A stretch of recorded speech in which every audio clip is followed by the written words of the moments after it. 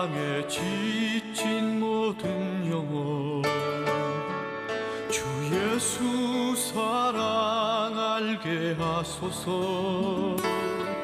저들의 아픔과 눈물 씻는 주님의 보혈 이 땅 치유하소서.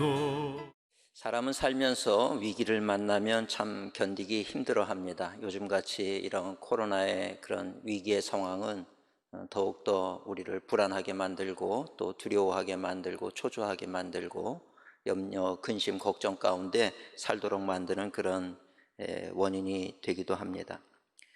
사람들은 누구나 보면은 자기가 당하고 있는 위기가 가장 큰 위기다 이렇게 생각하는 경향들이 큽니다. 그러나 사실 우리 주변을 돌아보면 내가 당하는 그 고난이 가장 큰 고난이냐? 그렇지 않다는 거죠. 사실 더 큰 위기와 고난 가운데 있는 이들이 얼마나 많은지 모른다는 것입니다.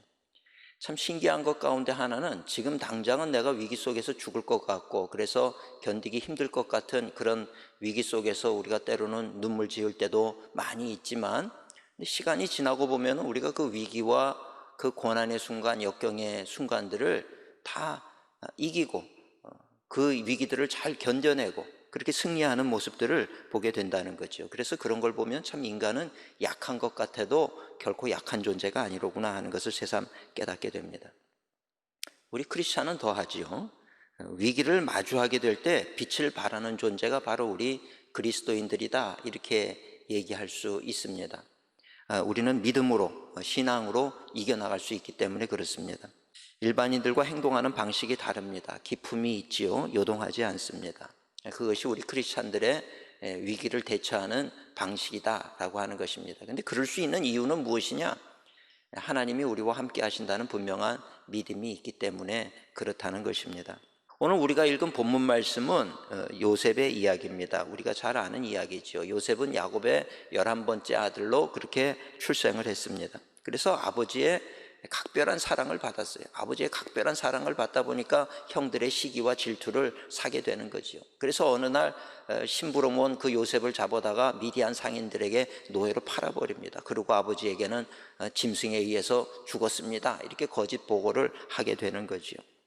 형들의 시기에 의해서 하루아침에 사랑받던 아들이 노예로 그렇게 전락을 합니다. 가정에서 누구보다도 사랑을 받고 대접을 받던 아들이 이제는 누군가를 섬겨야 되는 자리에 서게 되는 것입니다.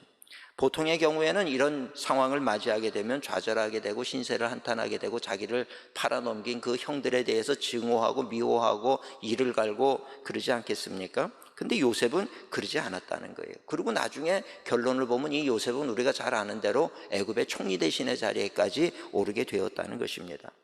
요셉이 과연 어떤 사람이었기에 이런 자리에까지 올라갈 수 있었을까? 성공도 성공이지만 어떻게 그 마음속의 아픔과 그 트라우마와 그 형들을 향한 그 미움과 이런 증오 이런 것들을 어떻게 극복할 수 있었을까?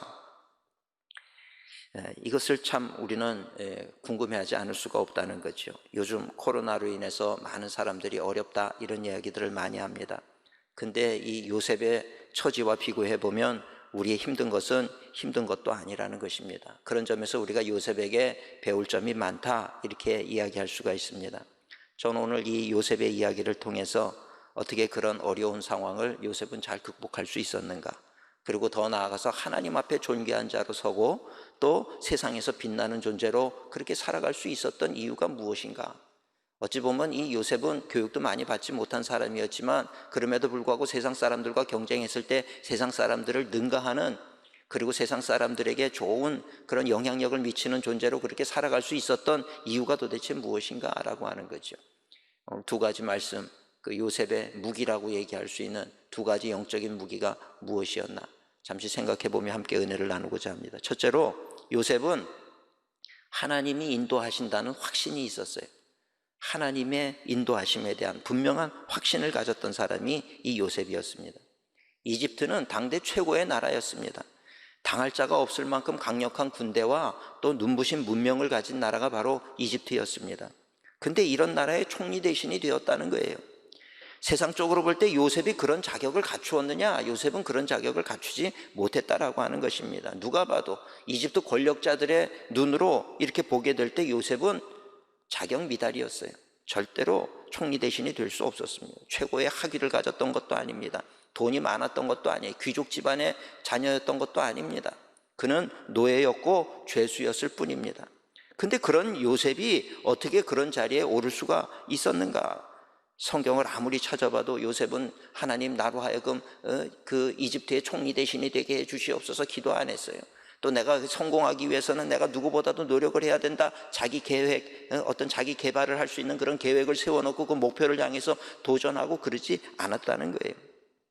그러니 세상 사람들은 요셉이 그럼에도 불구하고 그런 총리 대신의 자리에까지 오를 수 있었다라고 하는 것을 전혀 납득할 수가 없는 상황이었다는 것입니다. 오늘 우리 사랑하는 성도님들, 요셉이 그렇게 총리 대신이 되는 자리에까지 오를 수 있었던 이유가 있다면 무엇이겠습니까? 그건 다름이 아니죠. 하나님이었다라고 하는 것입니다. 하나님, 천지를 창조하시고 우리 인류의 역사를 주관하시는 하나님, 그 하나님이 요셉에게 있어서는 가장 강력한 무기요, 배경이요, 또 가장 강력한 경쟁력이었다라고 이야기할 수 있다는 것입니다.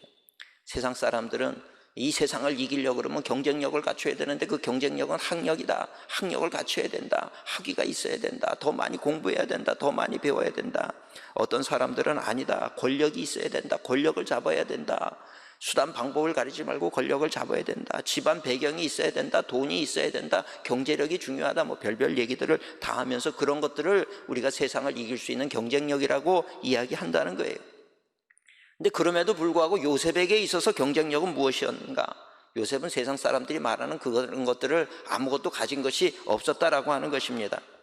요셉에게 있어서 그렇게 세상 앞에 존귀한 자로 빛나는 자로 설 수 있었던 요셉만의 경쟁력은 바로 하나님이었다는 거예요. 하나님이 요셉에게 있어서 해답이고 가장 강력한 무기이고 경쟁력이었다는 이야기입니다. 오늘 우리 성도님들, 우리가 세상을 살아가면서 나만의 경쟁력이 있다라고 하면 무엇입니까? 오늘 우리 성도님들이 가지고 있는 경쟁력은 무엇인지 모르겠어요.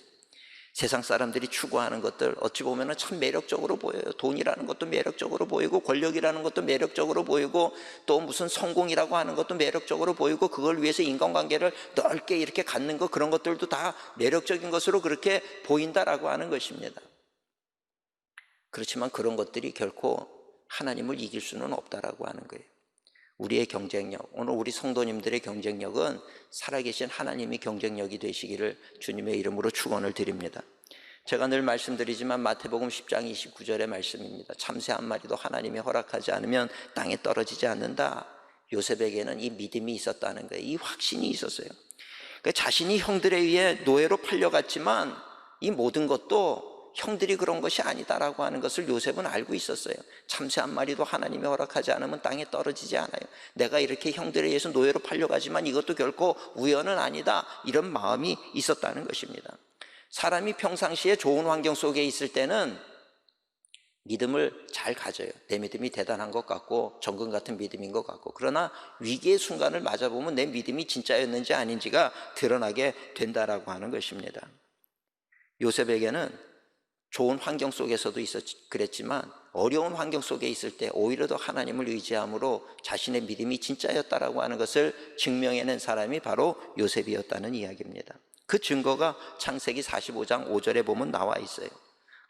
극심한 가뭄을 만나게 되었을 때 형들이 음식을 구할 수가 없으니까 애굽에는 그래도 음식 관리를 잘해서 곡식 관리를 잘해서 곡식이 있다더라. 그러니까 애굽에 가서 곡식을 좀 사와야 되겠다. 그리고 그 형들이 다 오는 거예요.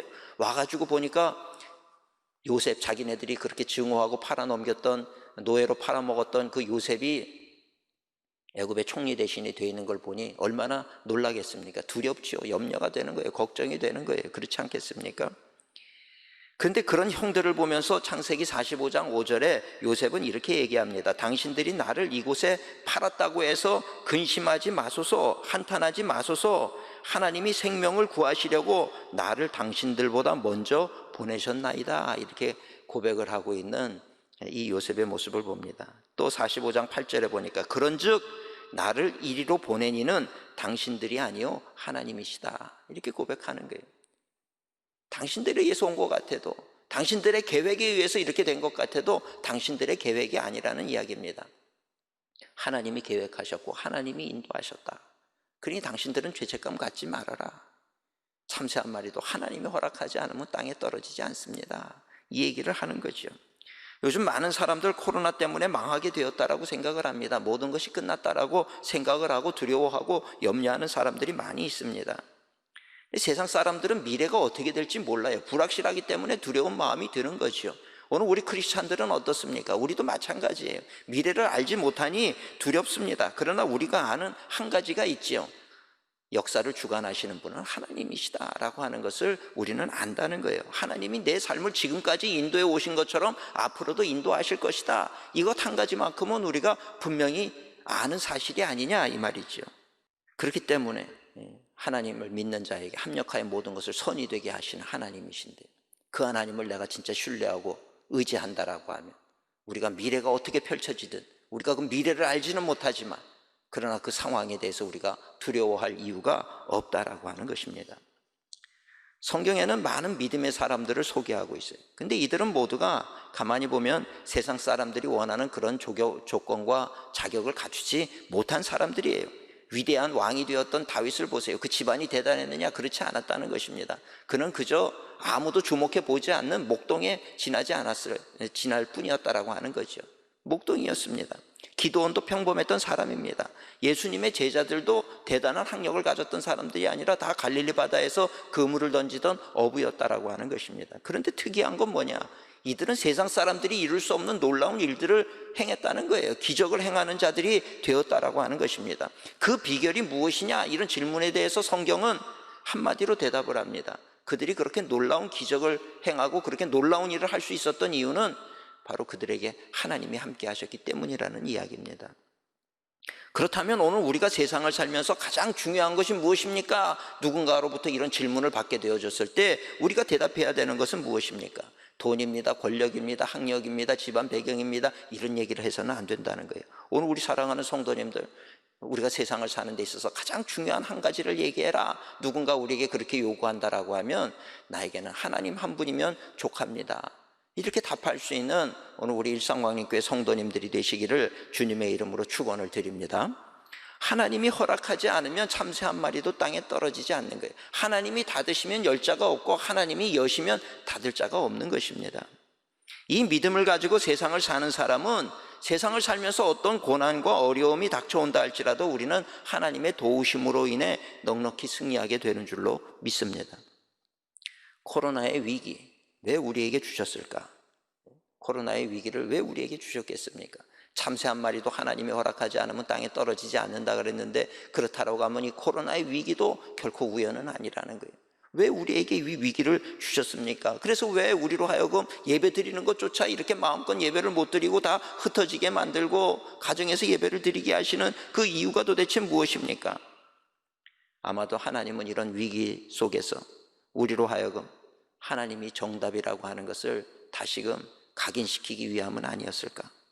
매일의 삶 속에서 진짜 하나님을 의지함으로 이런 위기 속에서도 기적을 경험하는 그런 삶을 살도록 하기 위함이 아니었을까? 이런 생각을 하게 됩니다.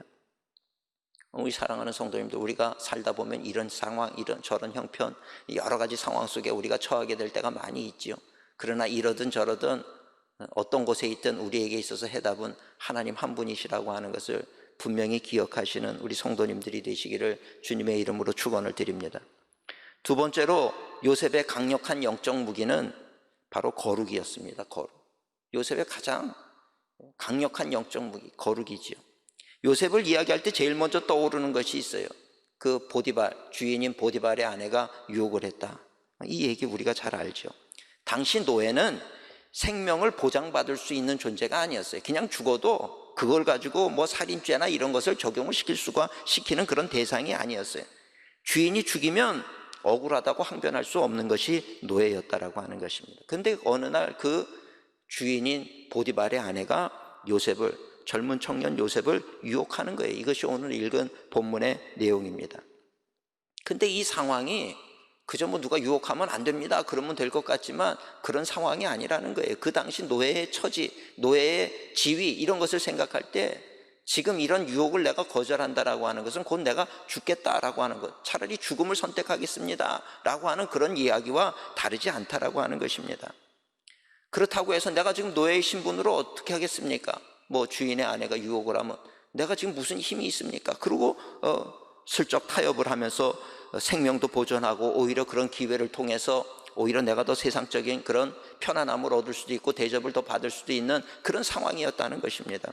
한마디로 쉽게 풀어서 말씀드리면 지금 요셉이 이 보디발 아내의 그 요구 앞에서 죽는 길을 선택할 것이냐 아니면 살 길, 세상적으로 편한 길을 선택할 것이냐 둘 중에 하나를 선택을 해야 된다는 거예요.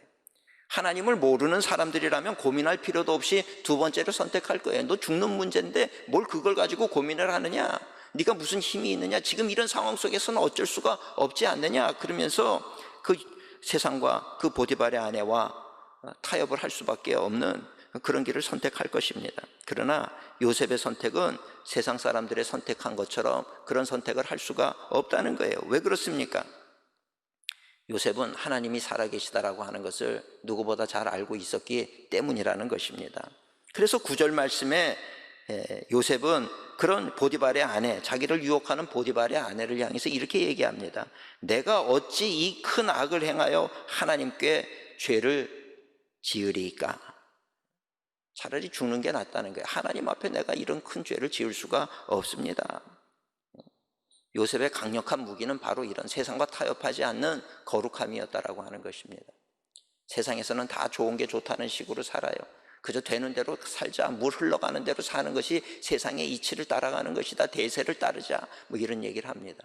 요셉은 오늘 우리가 신앙생활하면서 그런 세상 사람들의 말을 들으면서 우리는 신앙생활을 바로 할 수 있느냐? 절대로 그러면서 세상에서 신앙생활을 바로 할 수 있는 사람은 없다라고 하는 것입니다. 요셉은 분명한 믿음을 가지고 있었어요. 그렇기 때문에 세상에 어떤 위협이 온다 할지라도 어떤 타협을 조건을 가지고 온다 할지라도 요셉은 거기에 넘어지지 않고 거룩을 지킬 수가 있었다라고 하는 것입니다. 요셉에게 있어서 더 힘든 문제가 있었어요. 그건 뭐냐면 이 보디발의 아내가 매일 요셉에게 간청을 했다는 것입니다. 10절에 보니까 여인이 날마다 요셉에게 청하였으나 이렇게 되어 있다는 거예요. 한 번 시험을 이기는 거는 쉬워요. 그러나 두 번, 세 번 계속해서 밀려오게 되어질 때 그것을 끝까지 뿌리친다라고 하는 것은 쉽지 않은 이야기라고 하는 것입니다. 대표적인 사람이 우리가 잘 아는 삼손이 있죠. 삼손. 하나님께서 은혜를 베풀어 주셔서 아주 놀라운 힘을 가진 그 삼손, 머리카락을 자르면 삼손의 힘이 빠지지 않습니까? 근데 그 삼손에게 하나님이 은혜를 베푸시니까 이 삼손이 놀라운 괴력을 가지고 말이죠, 그렇게 블레셋 사람들을 공격을 다 막아내기도 하고 그렇게 존귀한 삶을 살게 됐어요. 그러니까 블레셋 사람들이 궁금한 거예요. 저 삼손이 저렇게 힘이 센 이유가 뭘까? 그래서 아리따운 여인 들릴라라고 하는 여인을 데려다가 네가 저 삼손을 유혹을 해라. 그래서 어떻게 해서든지 그 힘의 근원이 어디에서 나타나는지를 알아와라. 그럼 내가 너에게 충분한 보상을 할 것이다. 블레셋 사람들이 보상을 해준다 그러니까 들릴라가 와서 삼손을 유혹을 하는 거예요. 삼손을 유혹하고 나서 끝까지 묻는 거예요. 당신의 힘의 근원이 어디서 나옵니까? 그럴 때 삼손이 자꾸 딴청을 피우고 다른 대답을 하는 거죠. 그런데 조르고 또 조르니까 삼손이 결국은 무너지게 되고 자기의 머리에서부터 이 힘의 근원이 나온다, 그 얘기를 알려주게 된 거예요. 사사기 16장 16절에 보면 성경엔 이렇게 기록이 되어 있습니다. 날마다 그 말로 그를 재촉하여 조름에 삼손의 마음이 번뇌하여 죽을 지경이라. 매일같이 욕을 하니까 그 마음이 번뇌해서 죽을 지경이 되니까 결국은 고백을 한 거예요. 내 머리카락이 힘의 근원이다. 그게 어떻게 됩니까? 결국은 세상을 타협하고 그 유혹을 이기지 못하게 되니까 그 머리가 다 잘리게 되고 그것으로 인해서 힘을 잃어버리지 않습니까?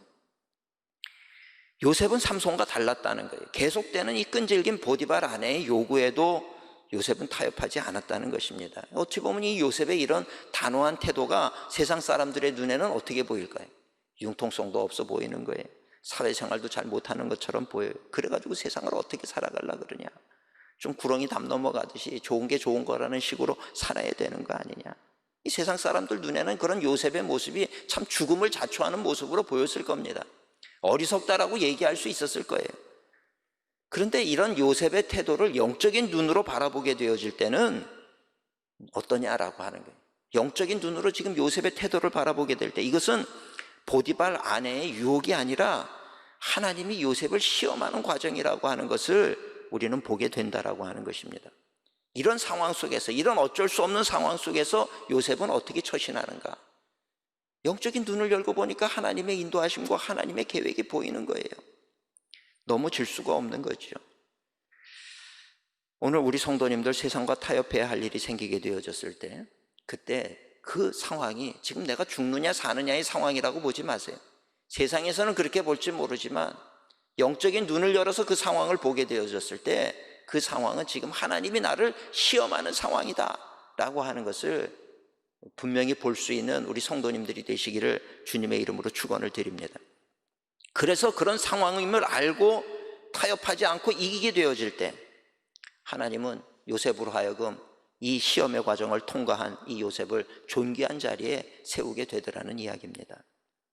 오늘 우리 사랑하는 성도님들, 코로나로 인해 여러 가지 상황이 안 좋아지니까 신앙이고 뭐고 살고 봐야지 하는 그런 마음들 혹시 가지고 계십니까? 지금 신앙이 중요할 때가 아니에요. 일단은 살아야 되지 않습니까? 상황이 어떠하든 하나님을 배신하고 세상과 타협해서는 안 된다는 거예요. 때로는 세상과 타협하는 그 상황이 사는 길 같아 보일지 모르지만 그 길은 사는 길이 아니라 죽는 길이고 버림받는 길이라고 하는 것을 오늘 우리는 알아야 될 줄로 믿습니다. 이 말을 훈련하는 사람들의 이 얘기입니다. 이 명말을 키워내는 그 조건이 뭐냐면 훈련을 시키는 거예요. 훈련을 시키고 또 훈련을 시키고. 그래서 이 명마들이 다 사람에 의해서 조련이 돼가지고 얼마나 훈련받은 대로 잘 행동을 하는지 모릅니다. 근데 마지막 단계가 있다는 거예요. 명마냐 아니냐를 구분하는 마지막 단계가 뭐냐? 평소에 나팔을 불면 서도록 평소에 훈련을 시킨 거예요. 막 달리다가도 나팔을 불면 서게 만드는 거예요. 이런 훈련을 해놓고 그 다음 마지막 단계가 이 오랜 시간 훈련을 해가지고 이 말들로 하여금 목이 마르도록 만드는 거예요. 목이 마른 상태에서 이 물가를 향해서 물로 달려가게 만드는 거예요. 100마리 말을 달려가게 만들 때 달려가는 중간에 물 앞에서 나팔을 분다는 거예요. 나팔을 불게 되어졌을 때 그 소리를 듣고 서는 말이 명마라는 거예요. 이 100마리를 풀어놓고 달리게 만드는데 그 중에 96마리는 그 나팔 소리에도 무시하고 내가 목이 너무 마르니까 달려가가지고 물을 마신다는 겁니다. 근데 4마리의 명마는 그 나팔 소리를 듣고 목이 마르지만 참고 멈춰 선다는 거예요. 이게 명마의 조건이라는 것입니다. 100마리 중에 4마리가 명마가 된다는 거예요. 훈련을 통해서. 참 놀랍지 않습니까? 명견도 마찬가지예요. 명견, 강아지. 명견이 되는 조건은요, 주인이 주는 것 외에는 일체 먹지를 않는 거예요. 아무리 배가 고파도요, 주인이 주는 것 외에는 받아 먹지 않도록 훈련을 시키는 겁니다. 일반 강아지들은 그저 뭐 배가 고프면 도둑이 수면제 타가지고 주는 것도 덥석덥석 먹는다는 거죠. 우리 인생도 마찬가지라는 거예요. 말이나 강아지도 그렇게 훈련을 통해 가지고 내가 지금 하고 싶은 그런 욕망을 절제함으로 명마가 되고 명견이 되어진다는 이야기입니다. 오늘 우리 크리스찬으로 살면서 우리가 크리스찬으로 그저 그냥 평범한 크리스찬이 아니라 진정한 크리스찬, 명품 크리스찬, 거듭난 크리스찬, 하나님의 말씀 앞에서라면 내가 목이 말라도 참을 수 있어야 되는 거예요. 내가 죽을 것 같아도 참을 수 있는 그런 정말 주님 앞에 인정받는 그리스도인의 삶을 살아가는 오늘 우리 모든 성도님들, 한국교회가 되시기를 주님의 이름으로 축원을 드립니다. 우리 사랑하는 성도님들, 모든 것은 하나님으로부터 비롯된다는 것을 결코 잊지 마세요. 이 코로나의 위기 속에서도 이 모든 것은 하나님으로부터 비롯된다. 어찌 보면 지금 이 코로나의 상황이야말로 내가 진짜 신앙인입니다. 내가 진짜 하나님의 사람입니다. 이것을 입증할 수 있는 시간이라고 하는 것입니다. 코로나가 됐든 또 다른 무엇이 되었든 우리가 인생을 살면서 세상을 이길 수 있는 비결은 2가지예요. 하나님이 인도하신다는 이 분명한 확신을 갖는 것. 또 하나는 상황이 어떠하든 나는 세상과 타협하지 않고 하나님의 말씀을 따라 내 거룩을 지킬 것입니다. 이 2가지가 우리 그리스도인에게 있어서는 가장 강력한 경쟁력이 되고 이 2가지 외에 우리가 세상을 이길 수 있는 길은 없다라고 하는 것을 우리는 알아야 될 줄로 믿습니다.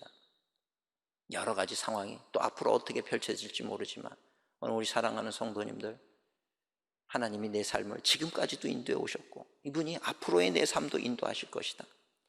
그러니 내가 그분과 평생 동행하는 삶을 살기 위해서는 나는 세상과 타협하지 않고 거룩을 지켜야 된다. 하나님의 말씀을 지켜야 된다. 이 자세로 우리가 살아가게 되어질 때 오늘 우리는 세상을 이기고 하나님 앞에 존귀한 자로 또 세상 앞에 빛나는 존재로 그렇게 살아가는 우리 크리스찬들이 되어질 줄로 믿습니다. 오늘 우리 성도님들에게 또 우리 성도님들 가정과 기업에 이런 놀라운 은혜와 축복이 충만하시기를 주님의 이름으로 축원을 드립니다. 기도하시겠습니다.